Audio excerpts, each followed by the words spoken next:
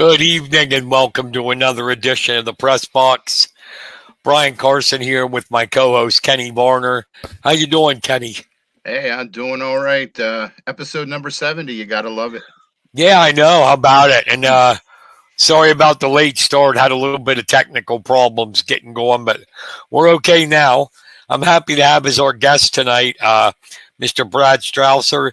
He is the announcer, social media guy, and the PR for the Port Royal Speedway. Hey, thank you, Brian. Oh, Brad, I'm sorry. You're all good. I'm happy to I'm be here. I'm sorry, buddy. Forgive me. I'm that get starting late threw me off. I even have Brad right here on my sheet. Brad Strausser. Sorry. Hey, that's okay. That's okay. Thank you for coming on. Appreciate it. Yes, thanks. Yeah.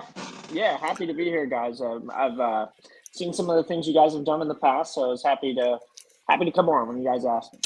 Awesome. Let's talk about what we're here to talk about.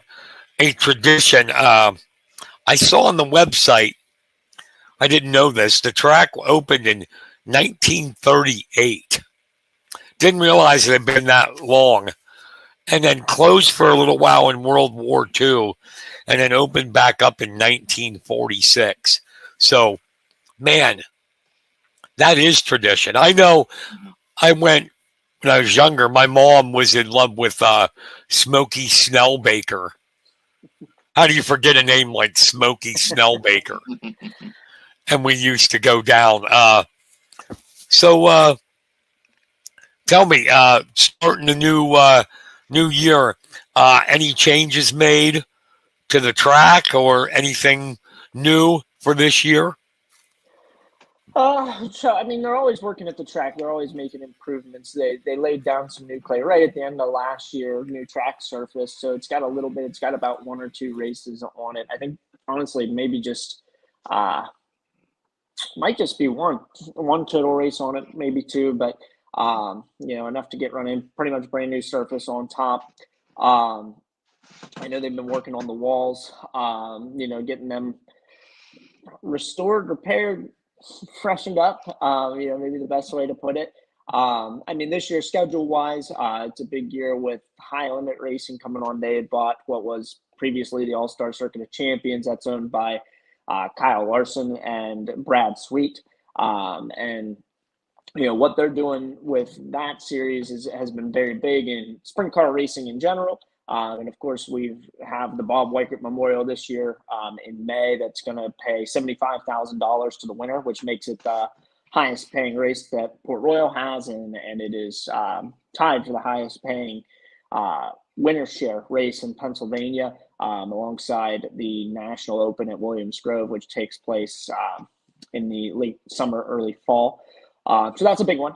That's definitely a big one for us this year, coming up this summer. And things always change in the middle of the season. The business never stops rolling. A lot of business gets done in the off season, but it seems like that stuff never ends. There's always deals being worked out and different things going on, even right up to the wire. But yeah, right now the biggest announcement, of course, was the Bob Weikert Memorial in the summer in May, getting moved up to $75,000 to win. Last season, you guys had to deal with the Port Royal Bridge being closed, but it's open now, so I bet you guys are just chomping at the bit to get started.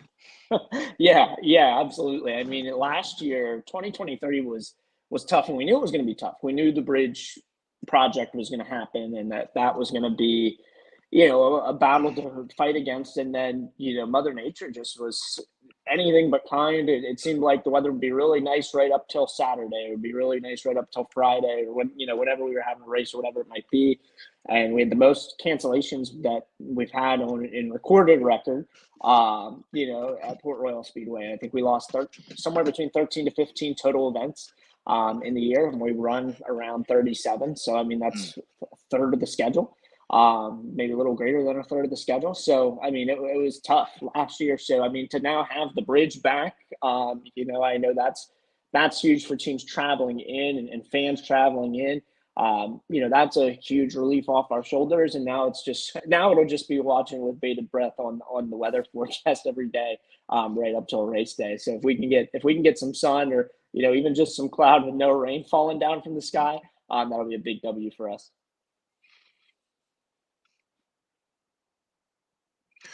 One of the things too is you did the inside of the track, but you guys had some stuff in the area that you guys were working on last year. Just tell us a little bit about some of that stuff.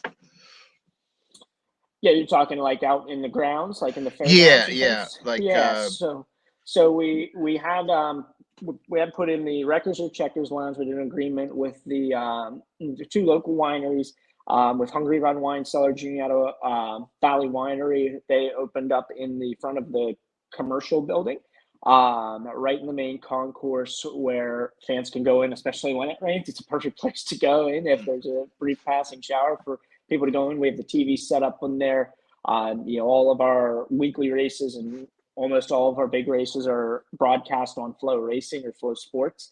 And that, they can go in there, check out the race, check any other local races that are going on, whatever that might be.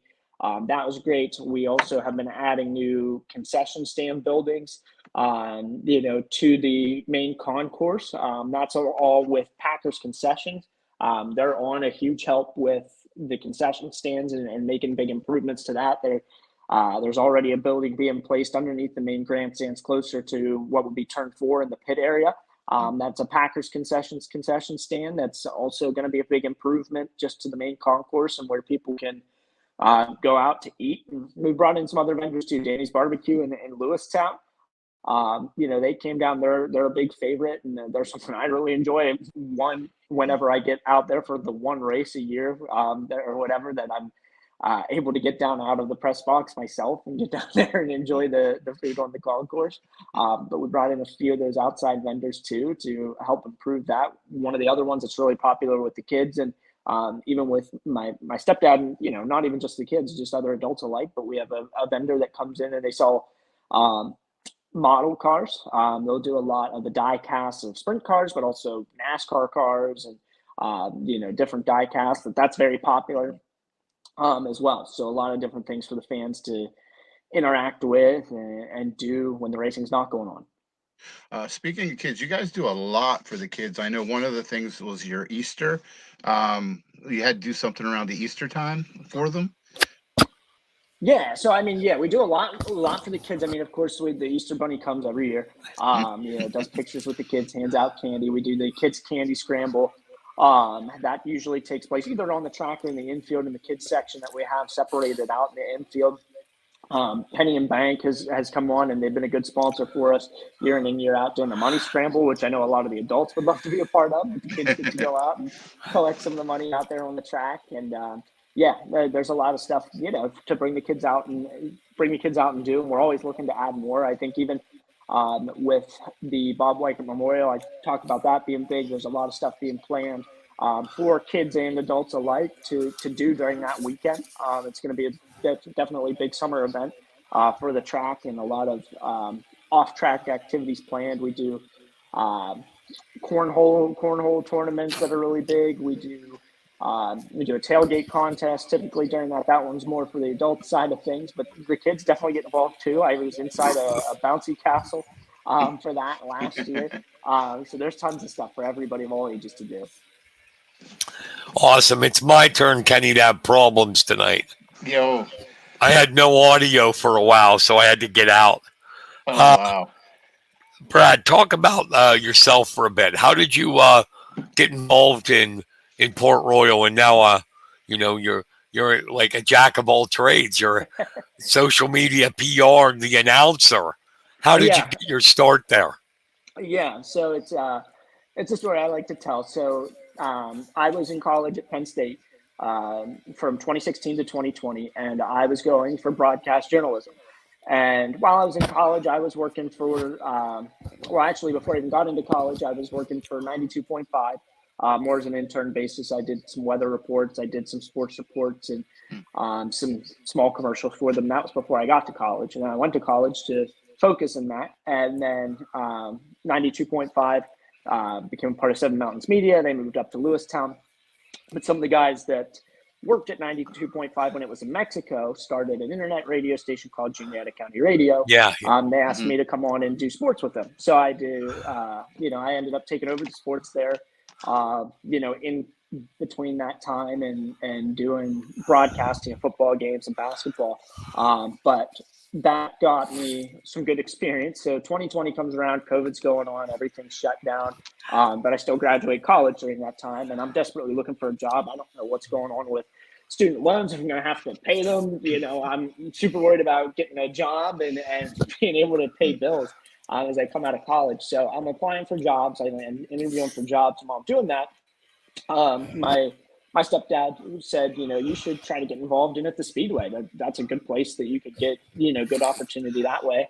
And Steve O'Neill, the head promoter, the lead promoter, I actually went to church with him growing up in Port Royal at the United Methodist Church.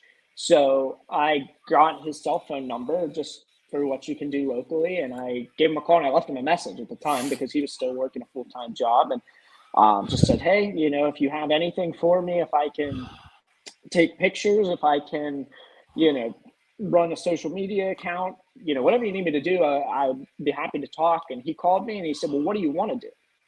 And I said, well, I'd love to be an announcer, whenever that opportunity could come about. And he said, well, I'll get you in here and I'll get you to meet with our lead announcer, Earl Hoon. And, a week or two passed and I went and sat down and met with Earl. And him and Steve O'Neill agreed, we'll bring you in and we'll give you a trial run. So August 1st of 2020, I went and they put me on the mic with Earl, which was kind of a crazy opportunity to think of it for the kind of magnitude that Port Royal is and the amount of eyes that are on it. But they threw me on the mic and they hadn't listened to any of my sports broadcasts or anything like that. I didn't send them any tape. They just threw me on. And I did the whole night with Earl. And at the end of the night, they brought me outside the booth and said, hey, we'll keep you on all the time. And I was like, hey, that's awesome. So, and then 2 days later, I started full-time work at a job down in Mechanicsburg.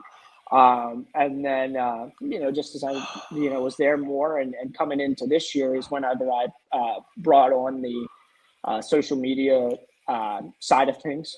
We had a guy, Justin Snyder, who's fantastic at social media. And, he's not at the Speedway now. So they asked me if I would feel comfortable taking that on. And I said, I might not be as good as Justin, but I'm going to try really hard to be. And I've been practicing a lot of that, here during the off season. But so now I'm doing the social media. I'm a part of the promotional team. I'm the co-announcer with Earl Hoon, every week. So it's been a kind of a crazy ride here going into my fourth year, but that's one of the things, lessons that can be learned. And one of the things in college that you hear a lot about, and something I didn't know if I'd be good at it or not, but networking makes a big difference. Knowing people, getting out there, meeting people is a big deal. I mean, if I didn't know Steve O'Neill, would I be in this position? I don't know. I don't think so. I don't, especially not right now, as quickly as I am. So, that was a big help to know Steve O'Neill and him to put that trust in me and get that opportunity and to be able to do everything I'm doing right now. Awesome. Obviously, you have an interest. I know some broadcasters who do sports and don't like the sports they're doing. It's just a job. Yeah. With you in auto racing, is that something that you're passionate about? Yeah, I mean, and I'm really passionate about Port Royal Speedway in general. I grew up going to Port Royal Speedway with my stepdad whenever I was, very young. I mean, I was 5 years old, 6 years old, maybe at the time. And I wasn't old enough to stay the whole night. I'd be going to bed at 9 o'clock. So my mom would come pick me up. But we went, and during that time in the early 2000s, Port Royal was nowhere near what it is now. I mean, there was it felt like maybe 200 people there compared to the thousands that they get now. And, I watched it from nearly going bankrupt. It's a story that's well told with where it's at now. But, I was there. I sat in the stands and watched it and watched them have very little car count and very little fans to be where it's at now. I was just talking to somebody else I said about how lucky we are here in central Pennsylvania to have like a pro sports environment right here in Port Royal, right in Juniata County. It's such a big feel in a small town, in a small rural area.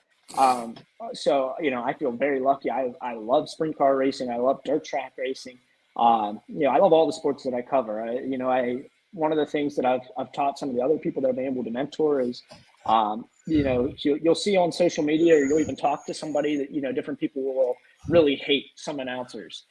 And, people have their favorite announcers and people they just really despise. I've had kids that I've mentored and younger people that I've mentored that, they don't understand that, or maybe they'll ask me why. And I'll say, it's because we get to stand up in the press box and talk about the sport, whether that's racing or football or basketball, whatever it is. I mean, it's a little bit like, man, that guy's not doing anything. He's just talking. He's just running his mouth. He really thinks he's important. I said, but it's because we're lucky. I mean, we have the best job, to be able to stand up and talk about the sport and be the host of that.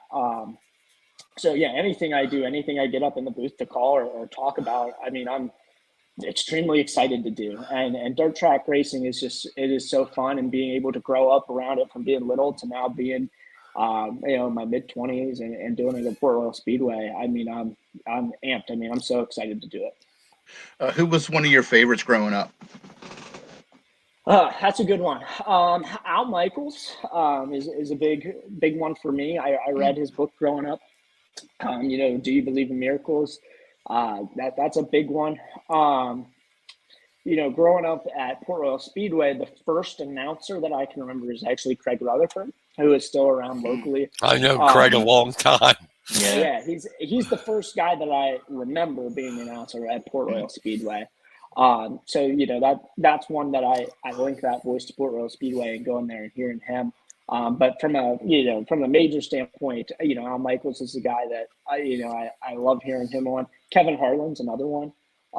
He's a fantastic. I had an opportunity while in college during COVID to be in a Zoom with him, and he didn't see me. I was in a group of like 100 other broadcasters at the time, but just guys that are fantastic at what they do and so fun to, they're guys that are, Al Michaels maybe got a rough go of it here during Thursday night football.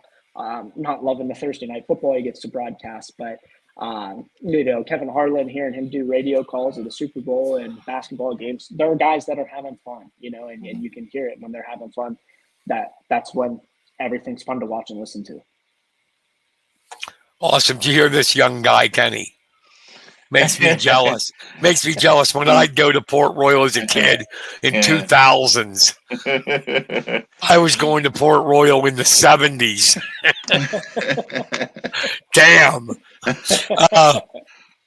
What do you think? You said there that it was empty and all that when you were going younger. What made the difference, do you feel, now that you're a part of it? What brought it back? Yeah, I think the hardest thing to do is make an investment in something, and they got the right people into the right places. Steve O'Neill came back, and Don Clark came back. They were guys that were on board in the, I'm guessing years here, 70s, 80s, early 90s, when the Speedway was doing pretty well.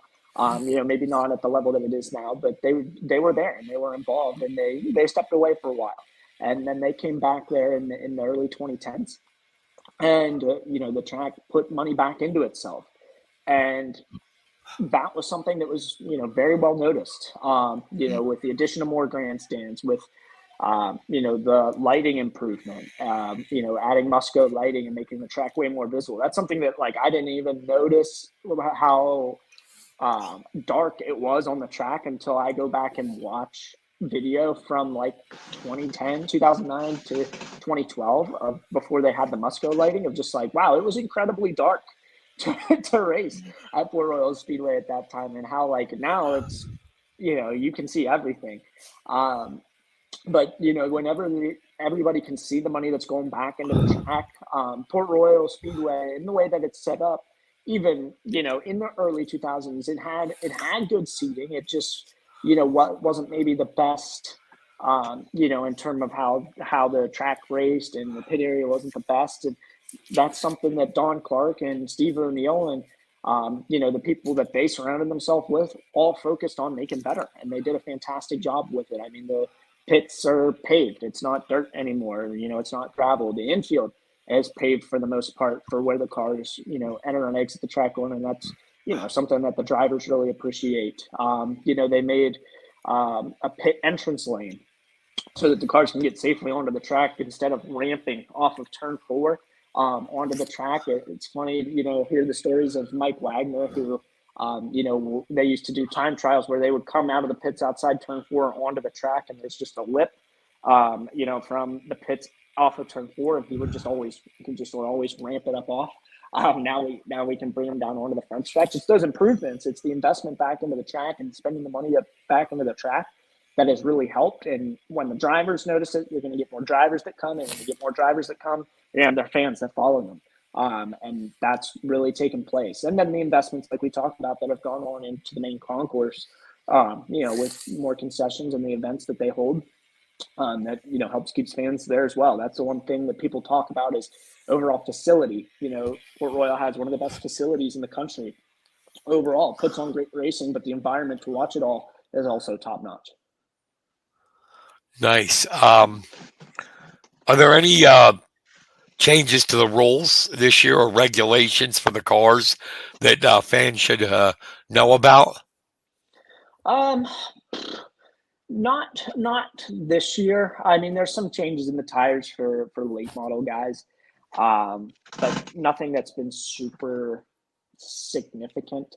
Last year, there was a new tire that was rolled out for the sprint cars that a lot of the drivers had to test and feel that out. And, they had a fire safety rule put in where all the drivers had to essentially have like a fire suppression kit, essentially like a fire extinguisher of sorts in the car that drivers were kind of about, and a lot of fans kind of got involved in, that kind of conversation on social media, whether it was safer or not. There was a driver that was in a fiery crash where the fire suppression kit actually exploded out of the car. The driver was okay. He was Wow. some minor injuries, but he was back racing within a few weeks.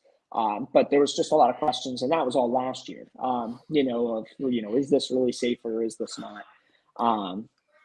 But this year, not as big of rule changes coming into this year. As maybe some of that tire change, the Hoosier tire change that happened last year, and that fire suppression kit that was last year. Gotcha. Do you have you're aware of who's coming in and all that stuff? Is there any new drivers that you know about that are coming into the speedway, or do you basically have to wait and see when the action starts? Yeah, it can sometimes be a mix. The one coming into this year, the Zemco number 1. There were a lot of ride changes in the middle of the year last year, which is kind of what we expect to happen at the end of the year when things are done, and it all took place in the middle of the summer. Just a lot of drivers bouncing around to different seats. Anthony Macri's back in his family-owned car in the 39F. He's a fan favorite around locally. But the one big change where Logan Wagner left the Zemco number 1, where he won 5 track championships with that team. First driver to ever do that at Port Royal. He left that team in the middle of last year to go run the 69K car, which was previously run by Lance Deweese before he left that ride. But the Zemco number 1 brought in Hunter Schoenberg, who was a guy who ran regionally or nationally, just to finish out the year. So then coming into this year, Chase Dietz is going to run that car, and that's big. The Zemco number 1's a historic ride. He's going to run it regularly at Port Royal Speedway this year, and that's big for him. And he had a big 2023. He ran, his own car, the 2D, at Lincoln Speedway in Williams Grove, and picked up a few wins. But he ran the Silver Crown car, and the first time he ever ran it, he ran it at Port Royal Speedway when the United States Auto Club, the USAC Silver Crown division, was in at Port Royal. First time he ever ran it was running up against the national touring drivers and raced his way into a podium, and looked like almost he was going to win that event. if there were maybe 5 more laps left. So, I mean, he got a lot of eyeballs on him, during that run at Port Royal, that now he's going to run the Zenco #1 and be a regular at Port Royal Speedway. And that car is always competitive, and it always has top-notch drivers in it. So for him to get that opportunity, and a guy that, ran Port Royal Speedway just kind of on occasion, is now going to be a Port Royal Speedway regular. That's one that I've got my eye on, because one, to earn that ride is a big deal. And then also just how well he ran last year. It's going to be exciting to see what he can do. You guys also have had some national NASCAR drivers ride at your at the Speed Palace. You had Kyle Larson. Excuse me, tongue's not working. Tony Stewart and Casey Kane. Any top drivers expected to maybe make an appearance or two this year? Yeah, we'll see Casey Kane again. Knock on wood. We'll see Casey Kane again. We'll see Kyle Larson again this year. Some of the others you're never 100% sure of. We've had Christopher Bell come in. Alex Bowman has raced in central Pennsylvania. He raced at Lincoln Speedway out towards Hanover. Never run at Port Royal Speedway in a 410 sprint car. I don't think Rick Hendrick allows him to drive a sprint car anymore because he got himself hurt last year. But we'll see Kyle Larson again. We'll see Casey Kane again for sure. Tony Stewart, I think, is out of sprint car racing now. Now he does drag racing. So I don't know that we'll see him again. If he does, that'll be a good surprise appearance. But Casey Kane's running with the High Limit Racing Series as a regular. So barring any injuries, we'll definitely see him back. Then Kyle Larson, we won't see him during the Bob Weikert Memorial because he's going to be racing in the Indy 500 that weekend, which will be a lot of eyes on that. But we would expect to see him back, hopefully for the Tuscarora 50, as long as no conflicts in schedule with NASCAR. That's getting around their playoff time. But we'd expect to potentially see him back around that time. He always also tries to come out for PA Speed Week. He didn't last year, but he typically does make his way out for PA Speed Week. So we'll see what their high limit schedule looks like during that time. But yeah, we'll definitely see Casey Kane. That's for sure.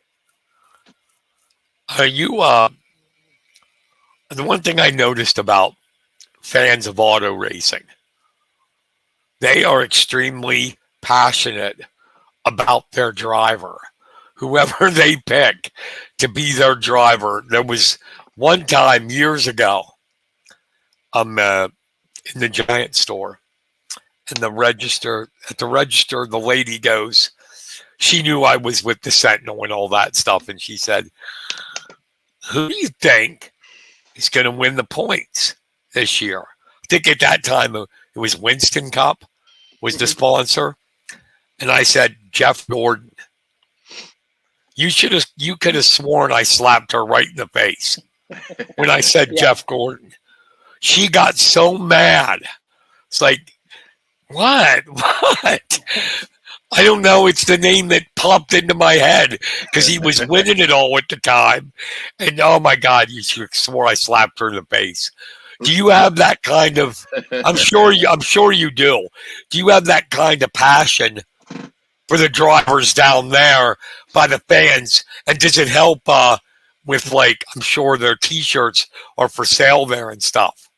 Yeah, that's one. I watched it with Kyle Larson actually, but also with Logan Wagner, who I talked about. He won 5 track championships in a row with us, and he won the Tuscarora 50, which was against the All Stars. A lot of national guys were in that race, a big race to win. And when he won, the crowd was wild. Victory Lane was packed. But you can get a lot of fans around you in dirt track racing, essentially in Central PA, where it's a hotbed for it. But it's almost like any other professional sport, where if you start to win too much, the fans are going to turn against you. Even if you're a really good guy, you're saying all the right things in Victory Lane. If you win, maybe one too many times, and we haven't been able to figure out where that line is, the boos in the crowd will start to go up. That was one that Logan Wagner was, a real fan favorite. He's a nice guy. Great with his kids, great with the fans, and he won maybe one too many races. And the boos started to go up and up. Every time he was getting in Victory Lane. But you'll see it. You'll see guys that are diehard for Kyle Larson. You'll see guys that are diehard for Danny Dietrich is a big one. Anthony Macri, who I mentioned, is a big one. And but again, if they ring off one too many wins, then suddenly the fans will turn against them only for a moment or two. It's never for a lifetime that they'll turn against them. But you have to be careful how much you win if you want to keep all the fans in your pocket and go to racing. I wondered. I didn't go down then. Kenny, even though he was local, did people start getting sick of Keith Kaufman winning all the time? Oh, I'm sure, because that seemed to be like, I had when I married my second wife. They lived down in Mexico, and we were at the track quite a bit, and they weren't Keith Kaufman fans. It's God, not again. He's winning again. Yeah, I mean, I can tell you even from growing up a fan at that time, and I was a Keith Kaufman fan solely because he drove the chip car. At that time, now I know Keith, and he's a great guy, but 5, 6-year-old me, he's driving the Northwood potato chip car. That's like driving the M&M car, NASCAR. And the different people would be like, Keith Kaufman, he's washed up. He's already had the most wins at the track at that time. I'm cheering for him to win all the time, but people would be, cheering against him because he had won enough, right? Like he had so many track championships, he had 100+ wins, he's in the Hall of Fame. Why does this guy need to win more? That stuff happens to everybody that wins a lot. I figured. Are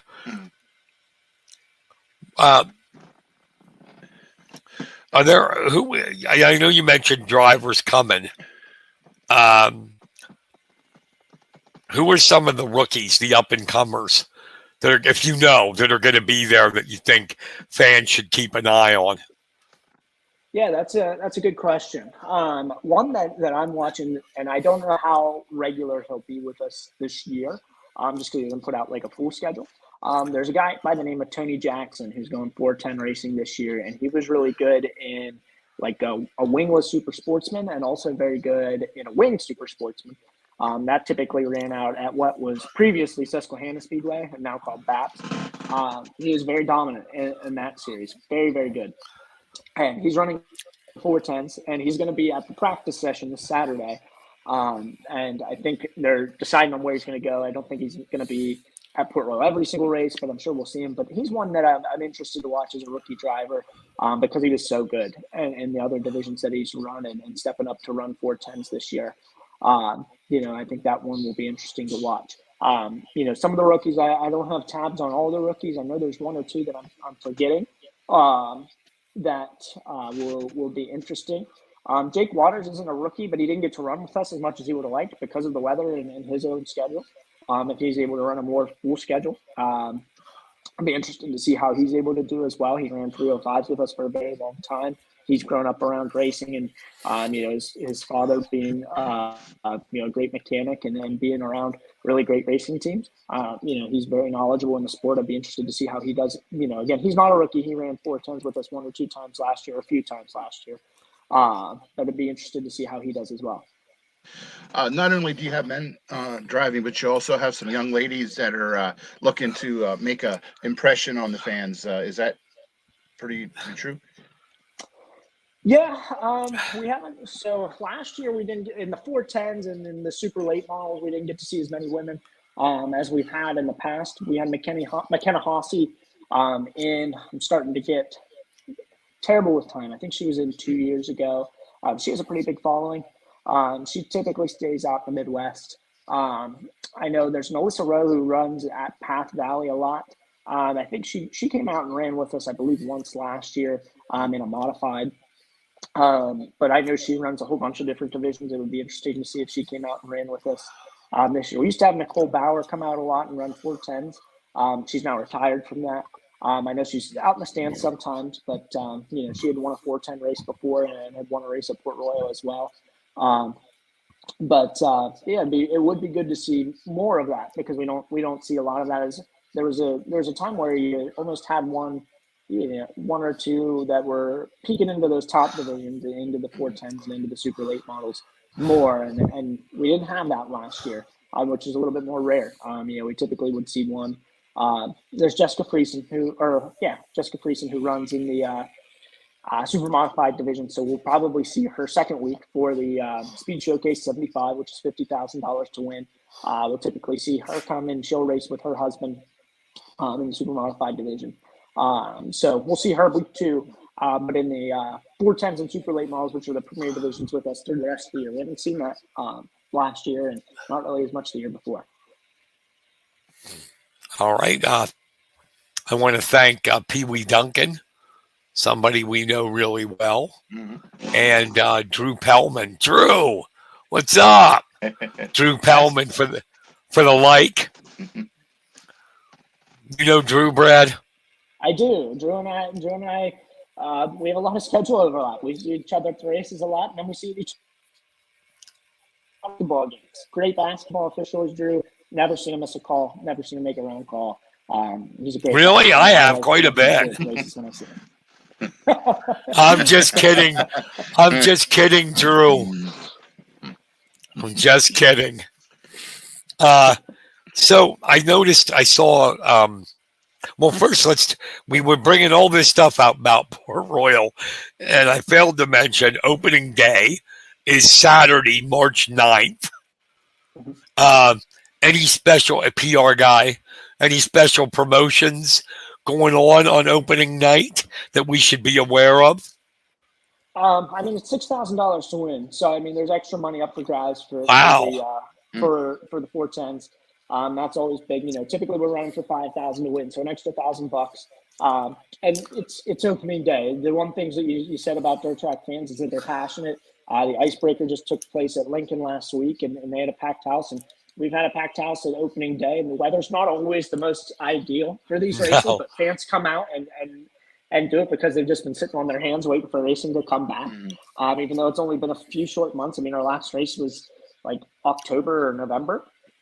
So really, when you look at the calendar, it's only a few page turns away. But yeah, that's a century for dirt track fans. So the racing's always super good on opening day anyway. I mean, everybody's so excited to get back out. And Steve Steinley, the track guy and crew, have been at work on the track for weeks already.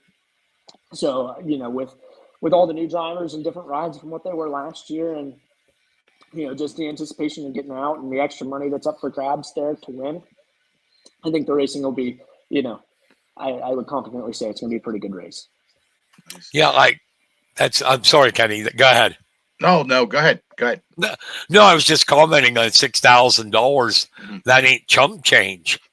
So, yeah, I'll say to my wife sometimes when we watch a race, you know, from home, you know, or even whenever we have a $50,000 plus to win race at Port Royal, you know, I say, well, we do this, you know, except it's extremely expensive to run a sprint car team. You know, I don't have the money to start one. I don't have $100,000 to start a team. How about it?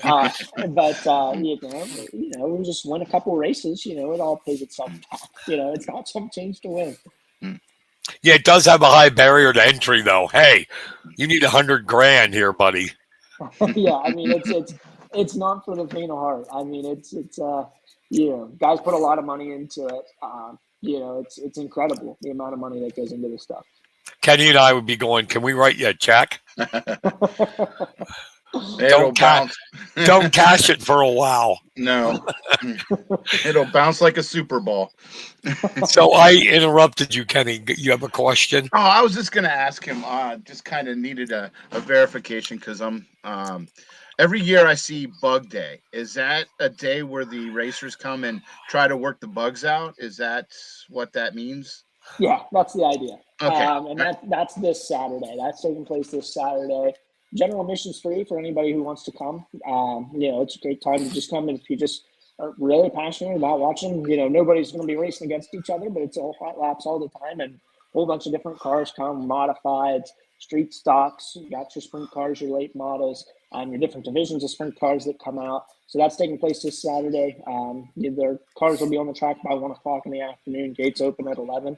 But yeah, Bug Day. You know, it's called a testing team now, but for us around locally, it's always been Bug Day. Still Bug Day to me. So Bug Day's this Saturday. Are you having any? I know you've had visiting series before, like World of Outlaws and that. Any of them coming in this year that you know of? Yeah. So we have We have Short Track Super Series. They're coming in the 15th and 16th. That is super modified. They run for $50,000 to win. Then we have the Lucas Oil Late Model Dirt Series that come in. They are going to be in for $50,000 to win this year. And then High Element Racing will make 2 appearances at the Speedway for the Bob Weichert Memorial and the Tuscarora 50. High Element Racing, for those who don't know, who aren't aware, maybe aren't as heavily invested in the dirt track racing scene, they are now the second national touring series in the country. We have the World of Outlaws, the national touring series. They've been the big name for a long time. And then we have the All-Star Circuit of Champions, which was kind of national, mostly regional East Coast and Ohio and so forth running.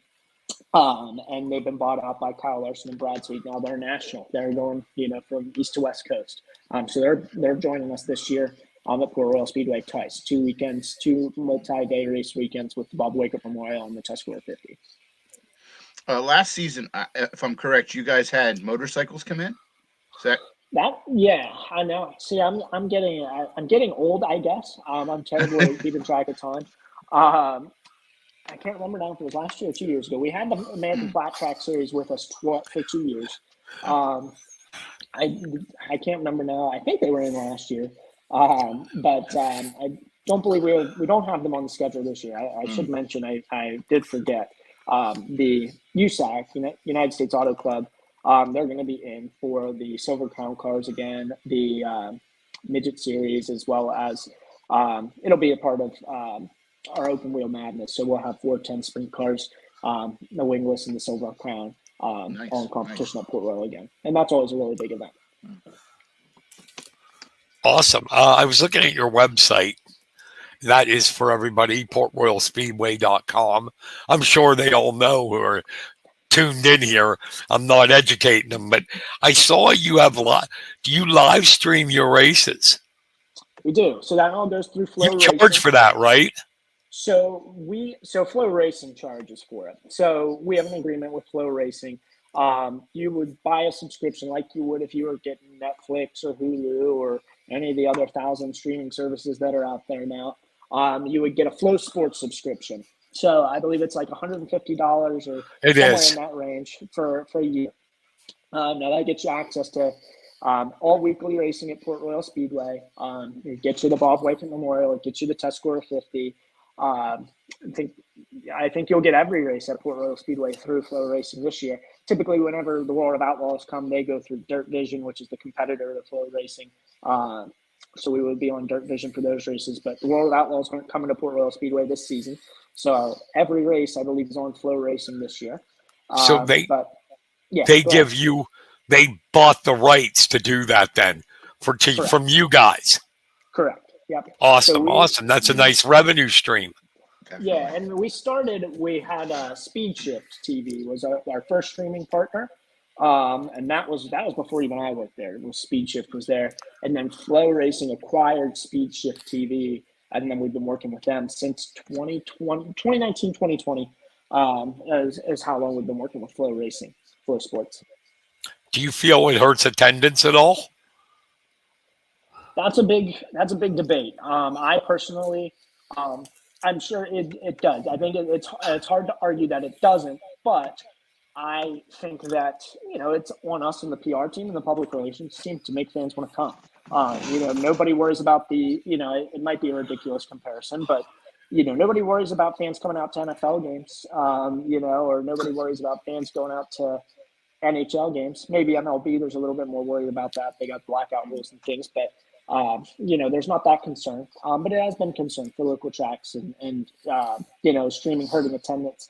But we still get full houses. We still get full crowds. And it's because of what, everybody's been able to do at Port Royal Speedway to make it a premier location.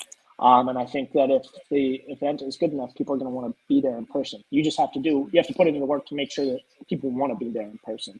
And we've been doing that right. It just requires a lot of work on the back for the guys that put on the show to do that. I think it's a positive. Like you said, it's another revenue stream. And again, people, NASCAR was on TV for a long time. NASCAR's had their own problems. I don't know that the fact that it's on TV was the problems that maybe NASCAR has run into. It seems like they're maybe on the right track again now. with how the last 2 weeks have gone for them. But people don't question it for the major sports series, as much that they're on TV. And I think that you shouldn't question it for dirt track racing either. It can hurt a little bit in the short term. There's people there's people locally, that are in Port Royal and Mifflintown that live very close. That are watching it on TV, that are watching it on Flow. But, you just have to got to give them reason to come. You have to give them reason to come, or otherwise they're going to stay. But I agree with you. I still think for those who want to see the stream, there's going to be more that want to experience it, to actually be there. Right. Speaking of local, tell me about what you feel the importance is of getting local talent, local drivers to want to be a part of Port Royal and that community connection. Yeah, I mean that's huge. I mean to have this big environment here locally, it's also just as huge to have your local talent be be involved and be a big part of it. Dylan Sisney is, he's the mayor of Port Royal now, and he, is a very competitive driver at Port Royal Speedway. He won multiple races last year, and to have a guy that you can say, hey, he grew up right here. He was here every week. When you had Keith Kaufman, and he's the man from Mifflintown, and they're right there, and they're a part of the big names. That helps the draw. That helps kind of the competition, and the local people want to come. It's easy to cheer for somebody that It's easy to cheer for somebody that shares the same experiences with you, that's sitting out there in the wind that's going on out right now while we're recording this. It's a shared experience thing. So having local people around and involved and be a part of the big names that are a part of the show, that's super key. And I know that's something that even internally with get people to work at the Speedway, you want people that are around locally because they're part of the community. I love that. Where's the mayor at tonight? He's racing. He's racing at the Speedway. Awesome. From the PR marketing perspective, how are you and everybody there working to enhance the fan experience, like in person or even digitally, and broadcasting all that to just make it a better experience? Yeah, so that's one thing that, from a social media side, I think that we have done really well, and I'm trying to continue to do, is we've been on the forefront of that, of, racing updates during the race for the fans that can't make it, or maybe in the car, or maybe away. We've developed graphics to go out during the race, and we've played with different things. We've done pre-race shows. I've done a pre-race radio show. Earl did a pre-race interview show that was really popular with different drivers and different owners for the Bob Weichert Memorial. And we do the tailgate contest. And for the Bob Weichert Memorial this year, there's going to be, some different events that are going on that are being planned right now. So it's something we talked about even my first year. I talked with, different people at the Speedway, and with Steve O'Neill, I said, and it was pretty well agreed. I wasn't, setting the world on fire with what I was saying, but the racing has been good at Port Royal Speedway, and we have the right people in place to make sure that the track is, going to be in tip-top shape and doing the right things with Steve Steinway and his crew. Those guys are very passionate about making sure the track is right, and they do a fantastic job with that. And from the promotional side, we got to make sure that fans want to come. One of the big things for the Tuscarora 50 is, we have the Juniata County Fair going on, and you have all the different good foods that are out there, and all the different attractions that are going on. And the Ferris wheel is a perfect backdrop already, on top of the perfect backdrop of being in the valley and having the mountains in the background and the bridge and the church steeple. We've talked about, we have to get that same kind of feeling year round. You have to have that same feeling of having the Juniata County Fair there every week. That's how you're going to continue to pack the place. And that's conversations we continue to have, is how do you continue to bring that week in and week out, to make fans want to come every week, because you want to be a destination to be at. Awesome. Kenny, you got anything? I know you're supposed to be impartial, and but Oh, here it comes. do you have a favorite racer? Um, so I am I'm pretty impartial. There are guys that I am very friendly with that I really like them as people. So there are people that I hate to see bad things happen to. Logan Wagner is one. He's been very kind to me since I started there. That I hate to see bad things happen to him. Gerard McIntyre, who runs the 33. Hate to see bad things happen to him. I grew up that car started at the Point Service Station in Port Royal, owned by Brian Ernzeller. I watched him put that car together. He drove it himself, and I just know guys that are on that team, so I hate to see bad things happen to him. Cody Lehman is one, very nice to me. I was very happy to see him get his first win. On the super late model side, Colton Flinner, who comes all the way from Allison Park out towards Pittsburgh. A team that's been very kind to me. He lost his father last year to cancer, which was very sad. But he's just a super nice guy. He's always been very kind to me. Hate to see bad things happen to him. Gary Stuhler is another one who has been running forever. And he's a late model Hall of Famer, very kind to me. He's finished second in points like multiple years in a row and has lost by like 1 or 2 points, which without winning and getting in victory lane, he's just been so good. On the limited late model side, I grew up as a kid. Devin Hart was my next door neighbor, and we would play together. I went to the go-kart races with him. And he's very good. I visit him in Victory Lane all the time and interview him. Same with Trent Brenneman, which is his cousin. There are a lot more guys that I know personally on the limited late model side locally. So I don't have a favorite driver. I'm not cheering, but there are guys that I hate to see bad things happen to them. Just because they're good. They're people that I know are good people. That was a smart answer, because Yeah, if it you'd was. Yeah. mentioned one driver, you probably wouldn't have lived it down this year. Yeah, I'm the guy that every race day I walk through the pits and I get everybody's sponsors to make sure we say them right when we're there announcing the starting lineups and everything. So I'm very, very visible in the pits. Because you would have had if you'd have picked one driver, you'd have went to do an interview, and they would have said, "No, you got your favorite, Strauser. Get the hell out of here." Yeah. Yep. I'll give you this one. This one's a little bit easier to answer. It's not picking favorites. Who do you think is the guy to beat as far as the points go this year, or guys who are going to be in the running? Yeah. So on the 410 side, so Devin Gordon had an incredible year last year, and I mean he's what you would call a gasser. I mean he just stands in the gas pedal all the time. Now he's come out and put out his schedule. He's not going to run Port Royal Speedway weekly. He'll be there a lot, but not enough to maybe guarantee that he's going to go back to back and be the points champion. But I mean, he's going to be there a lot as is, so he's going to be a heavy favorite every time he's signed into the pits.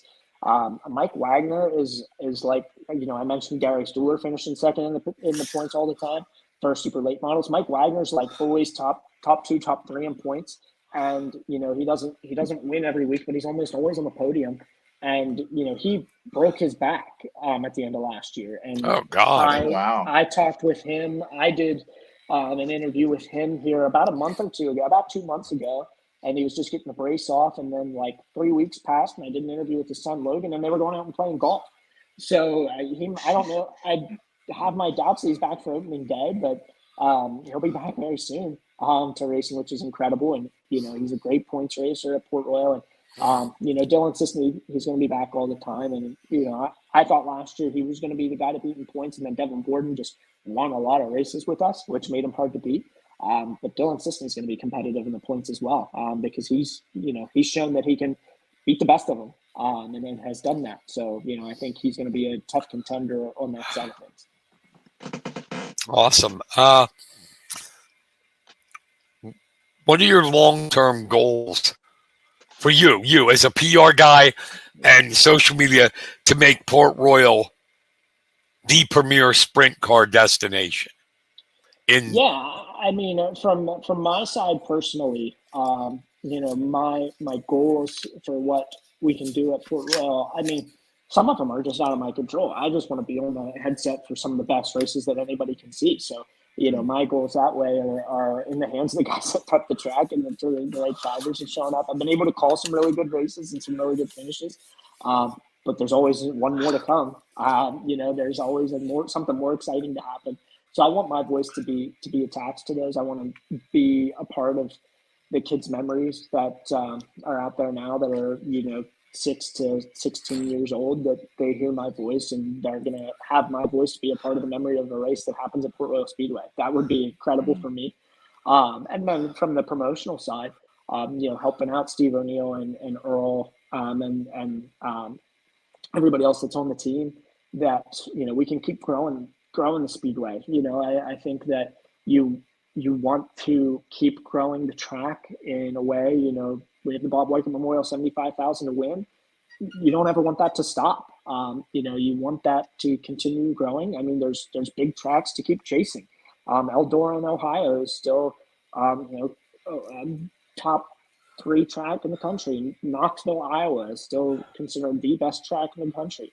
So we still have goals to chase and to get, big paying races. I think the one that catches fans' eyes is what it is to win, but the one that catches drivers' eyes is how much it pays throughout the field, how much it pays to show up. And that's something that Knoxville, Iowa does really well is, it pays to show up for their Knoxville Nationals every year. And that's something that, we want to be in that echelon. We want to be doing that. So I want to be a part of the team that continues to see Port Royal grow and, be a top 3 track in the country and be there that it is very questionable if it's not the number 1 track in the country. I think Knoxville still holds on to that right now, but I want to be a part of the team that gets us there. Awesome. That's a good goal to have. Wait, sorry. My final question is about racing. Everybody I talk to, it's really something, and I want to get your comments on it, that is a family thing. Like you mentioned it yourself. Everybody I know, it's like, well, my dad took me there, or my grandpa took me there.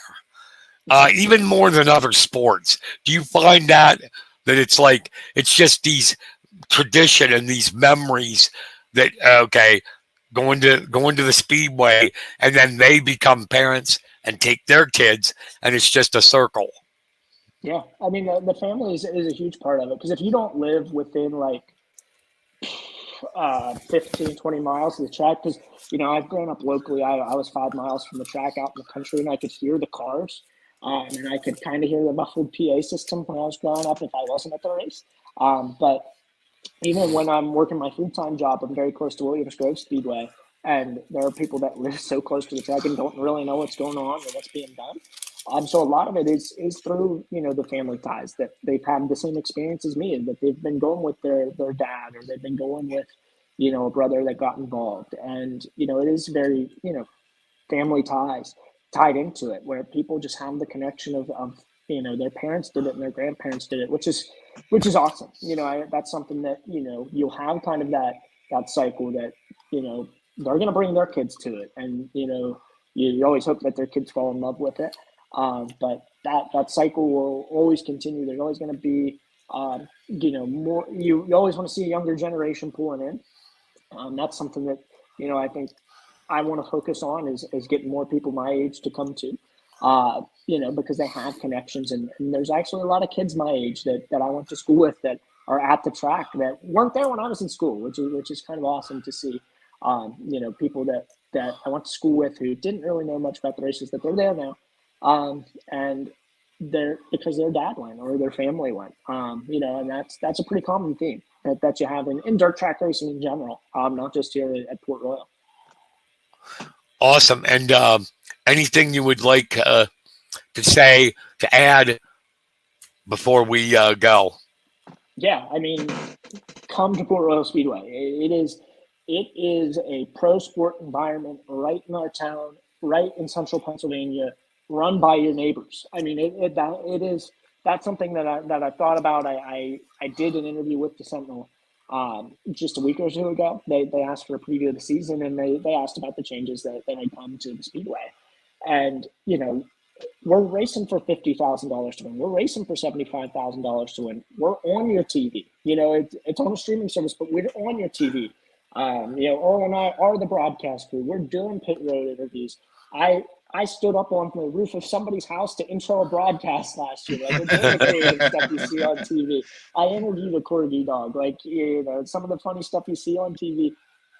Like, we're doing that, and it's right here in your backyard, which is incredible. And it's run by people that are your neighbors, that are working other full-time jobs, that are working Monday to Friday, 6 to 3 or 9 to 5 or whatever. And it's right here. It's right in Port Royal, which is incredible. So, if you're around, get out there, because, if you lived in Pittsburgh or Philadelphia and you could see the Phillies or the Eagles or the Steelers, those are the big time all-star Hall of Famers. We have that here in a different extent, but we have it right here, which is, an incredible blessing to have. That's an incredible thing to say. So be there, because you're missing out if you're not. Awesome. Brad, thank you for coming on. Come back here during the season. Let us know what's going on. Give us an update. Absolutely, guys. I appreciate you having me on. I love talking about this stuff. And I appreciate you giving me time. Thank you. Awesome. We appreciate it too. That's Brad Strausser. I got his name right this time. Don't email me. You're all good. Do you know why I called you Brian? Because you're Brian. Brian Strausser. Coach Juniata Soccer. And it was in my brain. Yeah. Big race fan. He's there every Saturday when he can be. He's my history teacher. He's my brother's history teacher. I'll stay nice, and him and I have a good back and forth. Sometimes he used to say that he'd make sure everybody know we're not related. We share the same last name. We're not related. I'm not related to that Brad Strausser guy. And then suddenly I started working at the Speedway, and hey, that guy, I was his favorite teacher in school, So, yeah, he's a good guy. But I do apologize for that. Brad Strausser. And thank you, and please come back. Absolutely. Thanks, guys. Yep, Port Royal opening on the March 9th. It's going to be fun. Get out there to the track if you can. If you can't, watch the stream. All right, that's going to wrap it up with Brad. We appreciate him being on. And Kenny, before we go to the shout-outs. Yes. I know you had some sad news on your part with the Burnham Bulldogs special needs football team. Yeah, I believe over the weekend we lost one of our veteran players, Eddie Renninger, passed away, and he was one of the quietest kids that you'd ever meet, but you could get him laughing, and he was just a great kid. I call him a kid, but he's 51. Yeah. But he was the kind of player that you'd ask him to do something and he'd go 110%. It was just kind of a surprise, but he'll definitely be missed, and Godspeed, my friend. Absolutely. Rest in peace. Mm-hmm. It's always sad when somebody goes. It's sad when anybody goes, but when they go too soon, 51 is too soon. Mm-hmm. Definitely. I got one quick story to tell you. Go for it. This was kind of like Eddie in a nutshell. Like I said, he was one of the mildest tempered people you'd ever meet. A smile that could light up a room. But a couple years back, we lost a game, and all the kids seemed to take it well. But the next time we had a game, one of the people came up and said, you might not want to lose another game, because Eddie went home and punched a hole in the wall. And it was like, of all the people that was upset by it, Eddie thought that he left us down. but Oh, because we wow. lost, and it was like, oh no. So yeah, whenever Eddie was around, we always won. He, like I said, he had a smile that could light up the room. So definitely, Awesome. man. Mhm. Awesome. All right, let's get to the part.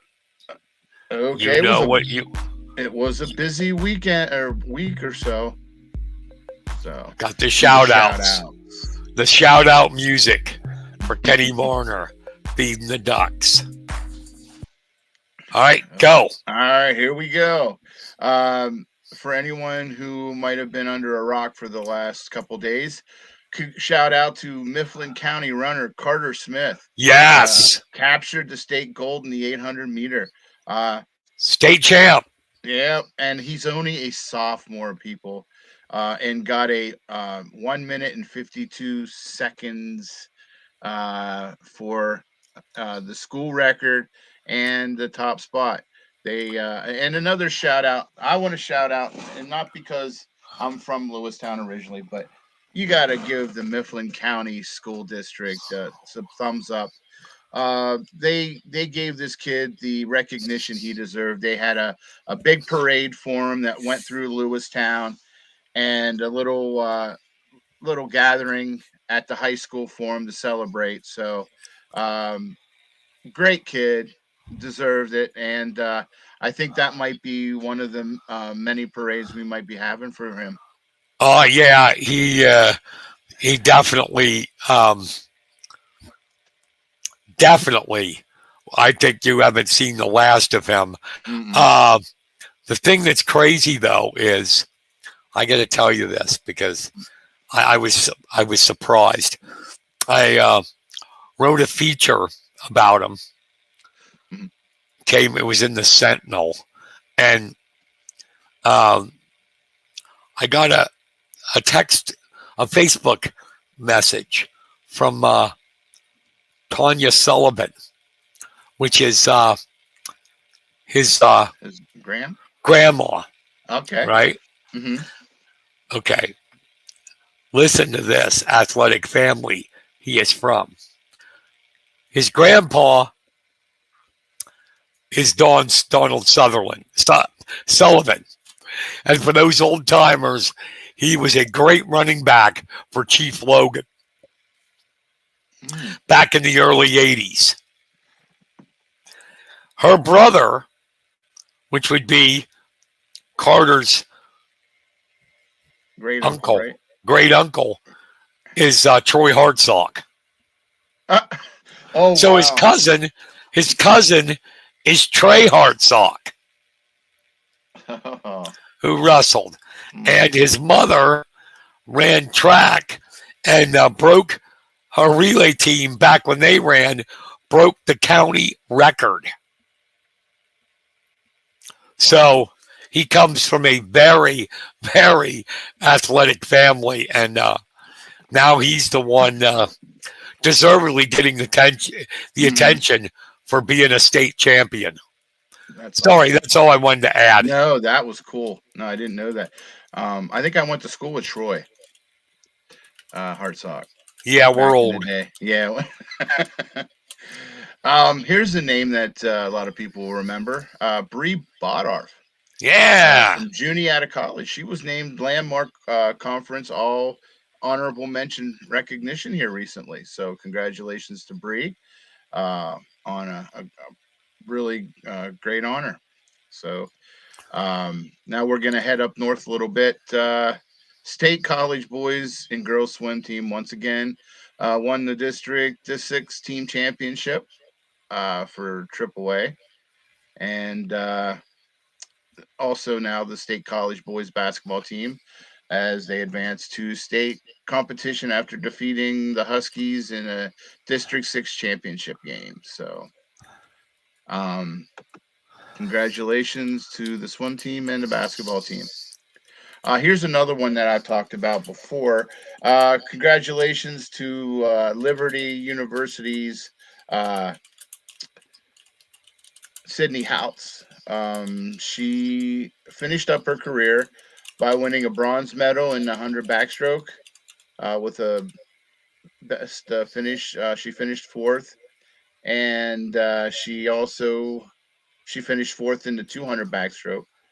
Um, and that was her last meet, and so it's been quite a career for Sydney, way back into the high school. So a Juniata swimmer. So congratulations on a great career, Sydney, and good luck to your future endeavors. Yes, absolutely. Next is the Belfont high school swim team.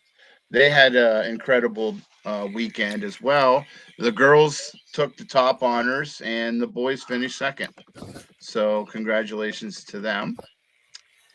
Now I'm going to go to the Mifflin County girls swim team.